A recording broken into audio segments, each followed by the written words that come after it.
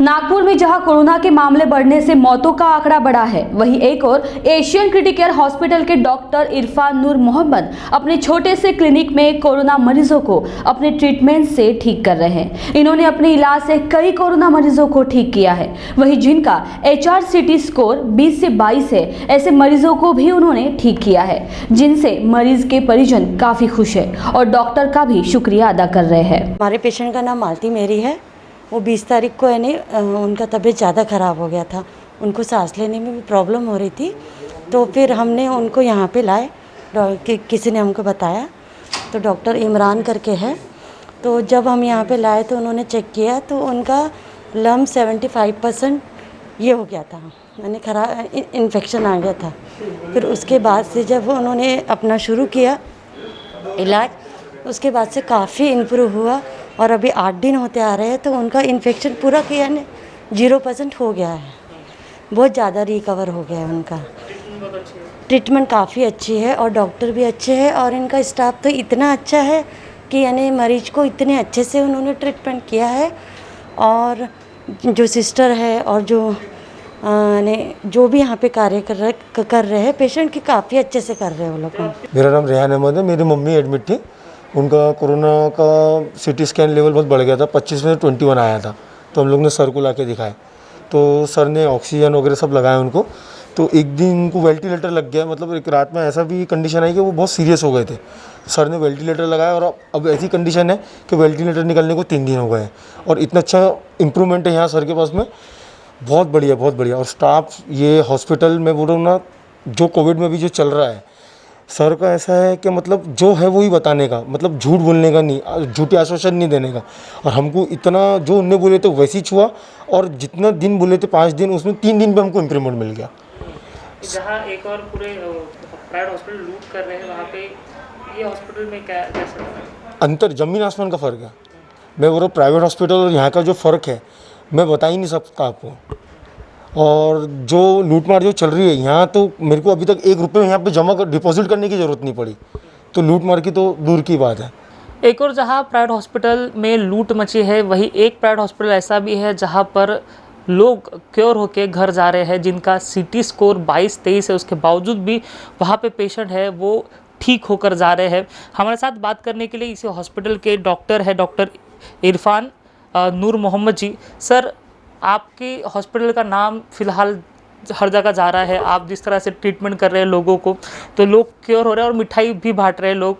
तो सर, क्या line of treatment क्या है जहाँ पे अभी आप देखें फिलहाल पैंडेमिक सिचुएशन में लोग हैं वो उनकी डेथ रेट बढ़ गई है, वैसे भी आप क्योर कर रहे हो जिनका HRCT 22 है 23 है, किस तरह से लाइन ऑफ ट्रीटमेंट कर रहे हो, क्या एडवाइस आप जो है लोगों को देखो? मोस्ट ऑफ द टाइम लोग नागपुर में बहुत पैनिक सिचुएशन में है, एक कंक्रीट गाइडलाइन नहीं है। मैं डॉक्टर इमरान अभी इमीडिएट पास सेक्रेटरी हूँ critical care society of medicine Nagpur का। जो इंटरनेशनल और नेशनल गाइडलाइंस है जिसमें रेमडेसिविर, टोसिलिजुमैब, ये इंजेक्शन का रोल एक सर्टन टाइम के लिए है, सर्टन पीरियड के लिए है, और उसके बावजूद भी अगर वो नहीं आपको मिलता है तो मेन स्टे ऑफ जो ट्रीटमेंट है वो है oxygen, timely steroids, timely blood thinners यानी हेपेरिन के injection, and supportive care and अच्छी चेस्ट फिजियोथेरेपी। दूसरा जो आपने मुझसे पूछा कि 22 के स्कोर वाले भी अच्छे हो रहे हैं, क्या हो रहे हैं, लेकिन डिपेंड्स कि उनकी एज क्या है। जब वो OPD में हमारे आते हैं तो उनको ऑक्सीजन सैचुरेशन कितना है, उनको बाकी के लेबॉरेटरी पैरामीटर्स कितने हैं। ज़रूरी नहीं है कि हर 22 स्कोर वाले लोग अच्छे ही होंगे। कई हम लोगों ने देखे हैं कि 5 और 6 के स्कोर वाले पेशेंट भी इमीडिएट डिटेरियोरेट होकर वेंटिलेटर पे चले गए और सकम हो गए। तो हर चीज़ ट्रीटमेंट का जो मोडालिटी है that is purely on clinical judgement. Treatment doesn't depend upon कि आपको रेमडेसिविर मिला या नहीं मिला, टोसिलिजुमैब मिला या नहीं मिला, ऑक्सीजन मिला या नहीं मिला। कई से ऐसे पेशेंट हैं हमारे सोसाइटी ऑफ के लोगों ने ट्रीट किए हैं कि जिनका स्कोर 12 है, 13 है और हाइपोक्सिया हुआ है और उनको बेड्स नहीं मिले हैं नागपुर में। हम लोगों ने एज ए डेस्परेट मेजर उन लोगों को टैबलेट स्टेरॉइड्स की, डेक्सामेथासोन वगैरह घर पर ही शुरू किए, उनको प्रोन वेंटिलेशन करने के लिए बोले, किसी लोगों को घर पे ऑक्सीजन का सिलेंडर भी अरेंज करके दिए, एंड सरप्राइजिंगली वो अभी एक अच्छी स्टेज में आ गए हैं। सर, एक सवाल या फिर अभी फ़िलहाल एक इंजेक्शन है जिसकी बहुत ज़्यादा चर्चा है और सबसे ज़्यादा कालाबाजारी उसकी हो रही है रेमडेसिविर के बारे में। हालांकि कई लोगों ने, एक्सपर्ट लोगों ने कहा है कि रामबाण नहीं है, बावजूद इसके लोग हैं वो लेने की कोशिश कर रहे हैं। इवन डॉक्टर्स लोग हैं वो भी इनको वो प्रिस्क्रिप्शन कर रहे हैं कि रेमडेसिविर लेना चाहिए। तो मुझे आप रेमडेसिविर के बारे में बताइए कि क्या ये वाकई रामबाण का काम कर रही है? रेमडेसिविर एक एंटीवायरल ड्रग है जिससे आपका वायरस का रेप्लिकेशन रेट कम हो रहा है, लेकिन जो वायरस की वजह से बाकी बॉडी में, शरीर में जो डैमेज हो रहा है उसमें कुछ फ़र्क नहीं है। तो इसीलिए ये रामबाण नहीं है। जो रामबाण है इसमें वो है timely help, timely steroid, oxygen, self monitoring and आगे डिजीज़ को बढ़ने मत दो, एक पर्टिकुलर स्टेज पे लाके डिजीज़ को अरेस्ट कर लो। रेमडेसिविर की बहुत बड़ी ट्रायल हुई है इंटरनेशनल लेवल पे, अमेरिका में, यूरोप में, जिसमें ट्रायल का जो हज़ारों पेशेंट्स को उन लोगों ने देखे कि जिन लोग को रेमडेसिविर मिला और जिन लोग को नहीं मिला, तो उन्होंने देखा है कि जिनको रेमडेसिविर मिला है उनकी रिकवरी सिर्फ 2 दिन पहले हुई है और जिनको नहीं मिला उन लोग 2 दिन ज़्यादा हॉस्पिटल में रहे। जहाँ तक मॉर्टेलिटी बेनिफिट है वो 0 मिला है, इनसिग्निफिकेंट मॉर्टेलिटी बेनिफिट है। लाइक जिनको रेमडेसिविर मिला है उनकी भी मौतें हुई है, जिनको नहीं मिला है उनकी भी मौतें हुई है। तो ये ट्रायल हमको ये बताता है कि रेमडेसिविर नहीं मिलने की वजह से ही आपको जान जाएंगे, ऐसा कुछ नहीं है। आज हमारे पास में रेमडेसिविर की अवेलेबल नहीं है, हम लोग एकदम, इवन एंटीबायोटिक्स का भी कोई रोल नहीं है। एंटीबायोटिक्स का भी मिसयूज़, बहुत से डॉक्टर्स, अल्टरनेटिव थेरेपी वाले डॉक्टर्स घर घर में जा के हेवी एंटीबायोटिक यूज़ कर रहे हैं, इससे और वो डैमेज कर रहे हैं। अननेसेसरीली स्टेरॉइड का यूज़ हुआ जा रहा है, उससे भी डैमेज हो रहा है।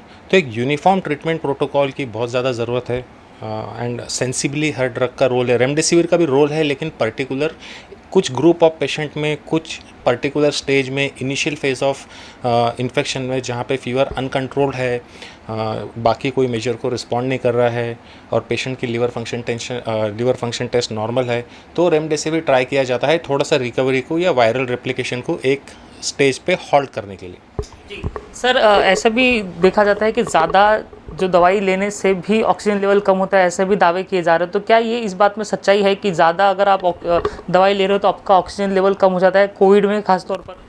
नहीं, ऐसा कुछ नहीं है। देखिए, बहुत से केसेस हमने देखे हैं जिनको इनिशियल फेज़ में ही, जब उनको स्टेरॉइड की ज़रूरत नहीं थी, रेमडेसिविर की ज़रूरत नहीं थी और उनको एडमिट करके लोगों ने स्टेरॉइड्स लगा दिया, घर घर में जाके स्टेरॉइड्स लगा है डॉक्टर्स, बहुत से लोगों ने, because of lack of uniformity और lack of consensus among others. तो वो लोग 15 दिन बाद उन लोग को सेकेंडरी इन्फेक्शन हुआ, बैक्टीरियल इन्फेक्शन हुआ, उनको बैक्टीरियल निमोनिया होगा और उन लोग वेंटिलेटर पर चले गए और कई लोगों ने इस चक्कर में अपनी जान भी गंवा बैठे। तो ड्रग्स का रोल बहुत ही लिमिटेड है कोविड में। 1 या 2 ही ड्रग है जो प्रूवन है, जो हेल्प करते हैं। एक ही चीज़ है कि सेल्फ प्रोटेक्शन और अपने आप को एक क्रिटिकल स्टेज पे जाने से बचाने के लिए इंसान खुद ही अपनी केयर कर सकता है। आपने कहा कि केयर खुद कर सकता है, तो क्या प्रिकॉशन लेना चाहिए? सपोज़ मुझे आज कोविड हो गया है, तो मैंने क्या प्रिकॉशन लेना चाहिए आने वाले 10 दिनों के लिए? आने वाले 12 दिन तक आप सबसे पहले तो आइसोलेशन में चले जाइए अगर आप कोविड पॉजिटिव हो, और आप अपनी सेल्फ मॉनिटरिंग करिए। जो छोटा वाला पल्स ऑक्सीमीटर आता है उससे पल्स ऑक्स आपका ऑक्सीजन सैचुरेशन चेक करिए और फीवर चेक करिए। फीवर अगर आपको 100 है, माइल्ड ग्रेड है, तो कोई डरने की ज़रूरत नहीं है। आप पैरासीटामोल ले सकते हैं उसके लिए और फीवर पे वॉच रख सकते हैं।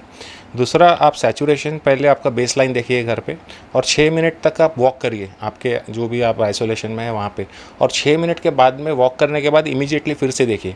अगर आपने बेसलाइन चेक किया, सपोज़ आपका सैचुरेशन 98 है और 6 मिनट वॉक टेस्ट के बाद में भी 95, 96, 94 है, तो कोई डरने की ज़रूरत नहीं है। उसका मतलब है कि आपके लंग्स में अभी तक इन्वॉल्वमेंट नहीं आया है।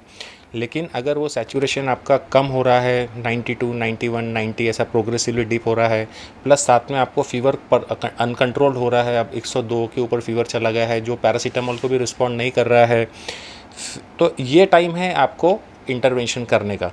इस पीरियड में पेशेंट क्रिटिकल फेज़ में जाने का ख़तरा बढ़ जाता है।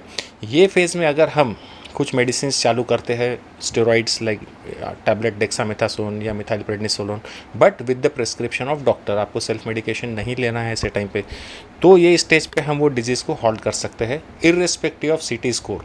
सीटी स्कैन की बहुत ज़्यादा रोल नहीं है, कहीं पे भी इतने सीटीज़ नहीं हो रहे जो इंडिया में हो रहे हैं, जो पर्टिकुलरली नागपुर में हो रहे हैं, क्योंकि लोग आज पॉजिटिव हो रहे हैं और सीधा खुद ही चले जा रहे हैं सीटी स्कैन करने के लिए, और 0 का स्कोर समझ के उनको लगता है कि हमें कुछ नहीं है।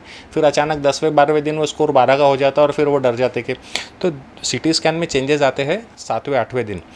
वो सीटी स्कैन इसीलिए किया गया था कि जब RT-PCR की अवेलेबिलिटी नहीं थी और अपने को सीटी में कैरेक्टरिस्टिक फाइंडिंग ढूंढना है, इसलिए सीटी स्कैन का रिकमेंडेशन पहले किया गया था, ना कि डायग्नोसिस के लिए, ना कि ट्रीटमेंट के प्रोग्नोसिस के लिए, ना ही ट्रीटमेंट आपका ठीक हुआ है या नहीं है इसके लिए भी नहीं है। कई सारे पेशेंट्स हैं जो 18 और 19 का सीटी स्कोर लेके ओपीडी में आ रहे हैं, जिनका सैचुरेशन 95 के ऊपर मेंटेन्ड है, वो अपना ट्रीटमेंट हम यहीं से ले रहे हैं, ओरल टैबलेट्स ले रहे हैं और ठीक हो रहे हैं। तो पैनिक नहीं करना है सबसे पहले कि आपने देखा कि मेरा सीटी स्कोर बढ़ गया है और अब मुझे ज़रूरत है एडमिशन की। जब मैं बोल रहा हूँ आपको एडमिशन की ज़रूरत नहीं है, बट आपने समहाउ कुछ भी करके कोई अप्रोच लगा के प्राइवेट हॉस्पिटल में एक बेड आपने ऑक्यूपाई कर लिया, तो उस चीज़ की वजह से जिसको सही में ज़रूरत थी, डिज़र्विंग पेशेंट है, जिसको सही में ऑक्सीजन की ज़रूरत है, तो उन लोग को नहीं मिल पा रहा है। आज अगर सीटी स्कैन के बेसिस पे किया जाए तो काफ़ी सारे पेशेंट्स हम घर डिस्चार्ज करके जो नए पेशेंट्स हैं उन लोग को बेड अवेलेबिलिटी करा सकते हैं। सर फिलहाल जो है नागपुर में कोरोना केसेस बढ़ गए हैं, तो ऐसे में सोशल मीडिया पर कुछ प्रिस्क्रिप्शन घूम रहे हैं जिसमें फेविफ्लू लिखा है, डॉक्सी लिखा है, सम अदर गोली भी इसमें लिखी है। तो ये जो लोग एक दूसरे से पूछ के माउथ पब्लिसिटी करके या फिर किसी को फ़ोन करके सर ये मिल रहा है तो ले लीजिए, ये कितना सही है, क्या बताएंगे इसके बारे में? ये बहुत गलत प्रैक्टिस है। जैसा कि मैंने बोला कि लोगों को पेशेंस नहीं है। इवन फैविपिराविर का भी कोई बहुत ज़्यादा रोल नहीं है, एक पर्टिकुलर स्टेज में रोल है जब, और वो भी एक एक्सपेरिमेंटल ड्रग है। वो एक डॉक्टर आपको चेक करने के बाद परसिस्टेंट हाई ग्रेड फीवर है तो थोड़ा सा वायरल लोड कम करने में हेल्प करता है, अदरवाइज़ उसका भी आउटकम से लेके कोई ताल्लुक़ नहीं है। और जहाँ तक बात रही आपका प्रिस्क्रिप्शन शेयर करने की, तो आप ही लोग आज सबसे ज़्यादा गलत काम कर रहे हैं पब्लिक के, आप एक दूसरे का प्रिस्क्रिप्शन शेयर कर रहे हैं, इससे आप डैमेज कर रहे हैं और बाद में तुम प्रशासन को जिम्मेदार ठहरा रहे कि ऑक्सीजन नहीं है, रेमडेसिविर ख़त्म हो गया, टोसिलिजुमाब ख़त्म हो गया, है ना। आप ही लोगों ने रेमडेसिविर को होल्ड किए, ला के उसको घरों में डॉक्टरों को बुला के लगाए। तो यही सब का रीज़न है कि आज ये दिन हम लोग को देखना पड़ रहा है नागपुर में। सर एक मेरा लास्ट सवाल, इम्यूनिटी के बारे में सबसे ज़्यादा बोला जाता है, कोरोना में इम्यूनिटी आपकी अच्छी होनी चाहिए, तो इम्यूनिटी बढ़ाने के लिए क्या करना चाहिए घर पे? देखिए, इम्यूनिटी ऐसी चीज़ नहीं है कि जो अभी अचानक आपका पेंडेमिक आया और आपने रातों रात इम्यूनिटी अपनी बढ़ा ली है। इम्यूनिटी है तो हमारा हेल्थ कैसा है, हमारा फिटनेस लेवल कैसा है, हमारा खान पान कैसा है, हमारा व्यायाम और एक्सरसाइज का पिछले साल 2 साल 3 साल में हमने कितना अचीव करे है, आज हमारा बॉडी कंपोजिशन कैसा है, बॉडी में फैट परसेंटेज कितना है, आपकी ओवरऑल एक्टिविटी लेवल कैसी है, आपकी स्लीप कैसी है, आप 8 घंटे सोते या नहीं सोते हैं, आपका लेवल में स्ट्रेस कितना है, ये सब चीज़ों पर आपकी इम्यूनिटी डिपेंड करती है, ना कि ओवरनाइट आपने विटामिन सी खाना शुरू कर दिए या जिंक खाना शुरू कर दिया या कोई काढ़ा पीना शुरू कर दिए। इससे फ़ायदा कुछ नहीं है, नुकसान भी कुछ नहीं है। एक गलत सेंस ऑफ ये आ जाता है कि चलो मैं विटामिन सी खा रहा हूँ तो मेरी इम्यूनिटी अच्छी है, बट ऐसा कुछ नहीं है।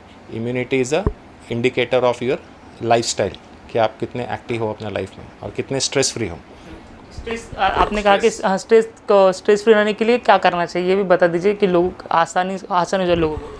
स्ट्रेस फ्री रहने के लिए आप रेगुलरली एक्सरसाइज करिए, नंबर 1, क्योंकि आप जब एक्सरसाइज करते हो, चाहे वो बॉडी वेट एक्सरसाइज हो या रनिंग हो, साइकिलिंग हो, आप होम पे घर पे करिए। अभी तो खैर लॉकडाउन है तो बाहर नहीं निकलना चाहिए।